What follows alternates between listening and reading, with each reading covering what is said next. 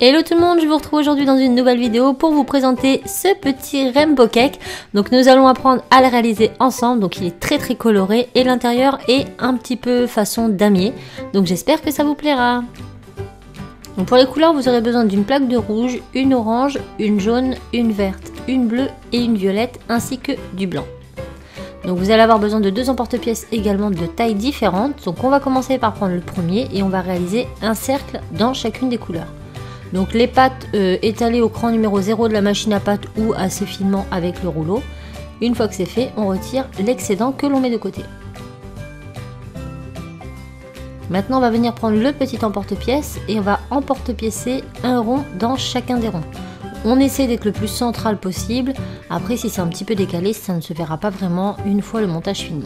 Donc on retire comme ça les ronds, enfin on les sépare.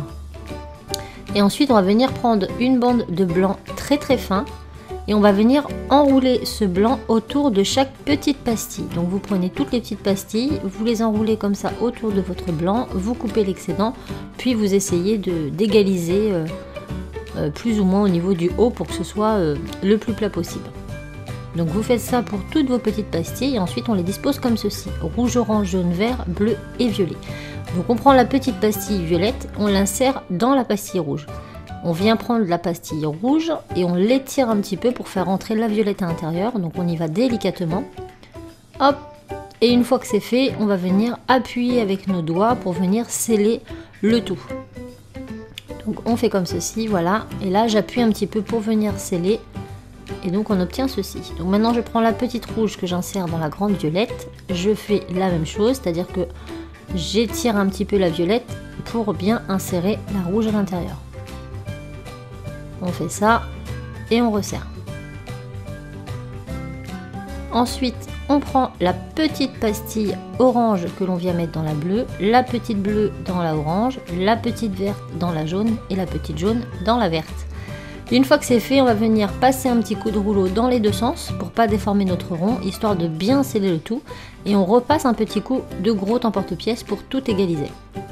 Et on fait ça pour toutes les couleurs. On passe un coup dans un sens, on tourne, on passe dans l'autre et on emporte-pièce pour égaliser.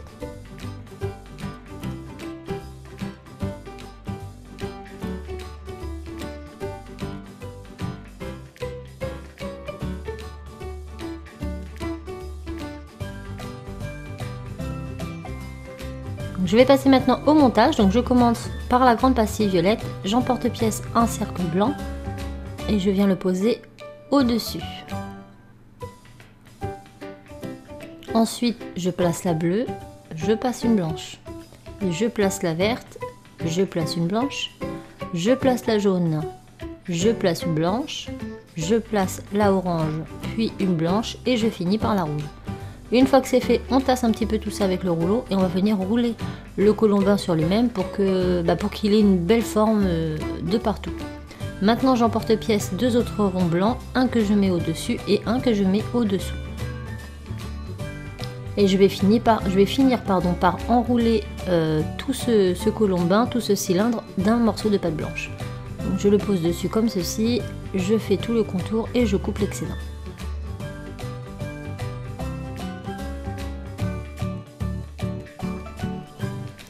On va maintenant venir découper ce qui pourrait éventuellement dépasser.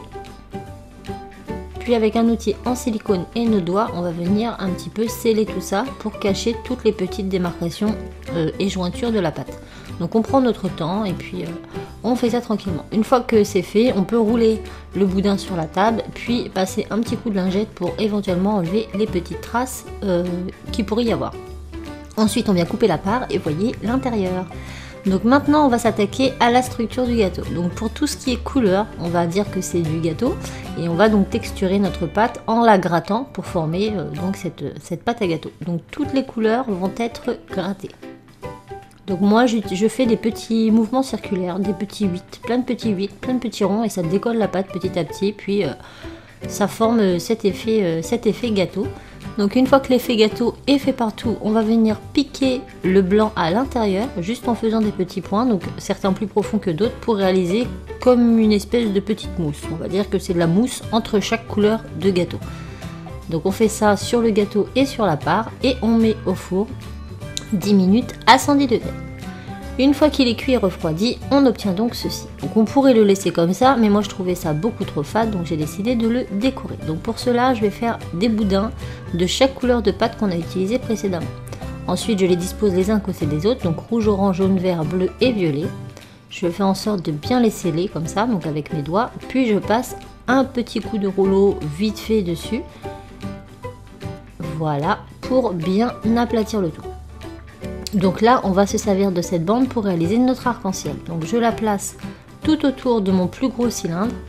Enfin, pas tout autour, mais sur la moitié en tout cas du pourtour pour faire un arc-en-ciel, voilà, comme ceci. Et ça, on passera au four tout à l'heure. Je place de côté. Maintenant, je récupère le reste de bande et je vais venir faire plein de petits triangles comme ceci. Donc vous voyez qu'il y a ici le côté le plus large est violet et en dessous le côté le plus large est rouge. Donc les côtés les plus larges rouges, on va les disposer en bas de notre gâteau et les violets en haut, de façon à ce que ça se superpose et que ça fasse un joli décor tout autour de notre petit gâteau. Une fois qu'ils sont posés, on va passer un petit coup de rouleau dessus pour bien les sceller à la pâte qui est en dessous cuite.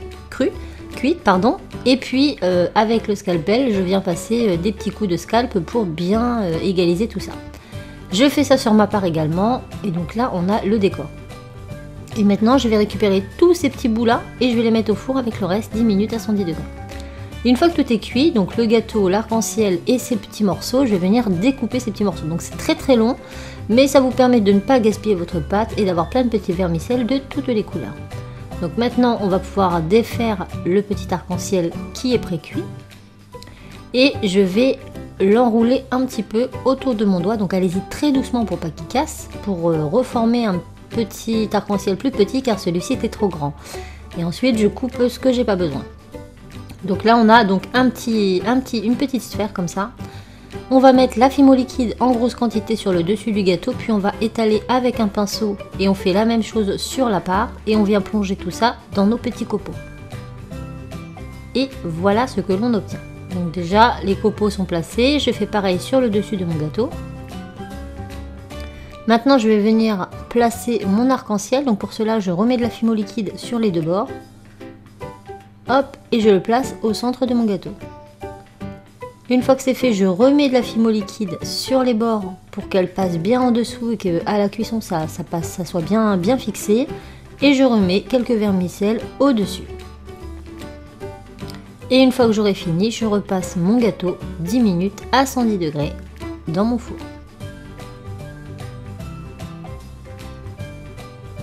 Maintenant qu'il est cuit et refroidi, je vais venir vernir. Alors pour les pépites, je vais prendre de la du vernis brillant en bonne quantité. Je prends des grosses gouttes que je viens directement tapoter comme ça au-dessus de mes petits vermicelles.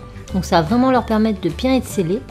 Une fois que c'est fait, je vernis l'arc-en-ciel tout simplement. Et puis tous mes petites fantaisies sur le contour en faisant attention de ne pas mettre de vernis sur le blanc. Comme ça, on aura un contraste vernis avec les couleurs et un contraste mat avec le blanc.